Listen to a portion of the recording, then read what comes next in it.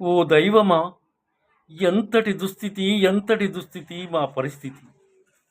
పగలనక రేయనక అనుక్షణం అగ్నితో రగులుతున్న యంత్రాలతో, మండుతున్న దేహంతో, పరిశ్రమలలో మా బ్రతుకంతా ధారవోసి, మా వయసంతా ధారవోసి, అలసిన మా బ్రతుకులకు పిడికెడు మెతుకులు పెట్టడానికి చేతులు రాని మనసులను కన్నీటితో దేహీ అని అడిగినా కరుణించని కన్నబిడ్డలు పాలించే ప్రభులు. అన్నపూర్ణగా పేరొందిన భరతమాత కడుపున పుట్టి ఆకలి ఆవేదనతో కష్టజీవి కనీస పెన్షన్ కోసం ఎదురు చూస్తూ ఈ లోకాన్నే విడిచిన వారు కొందరైతే పూట గడవక అలమటించేవారెందరో. శ్రమశక్తి లేనిదే శ్రమశక్తి లేనిదే దేశ ప్రగతే లేదు.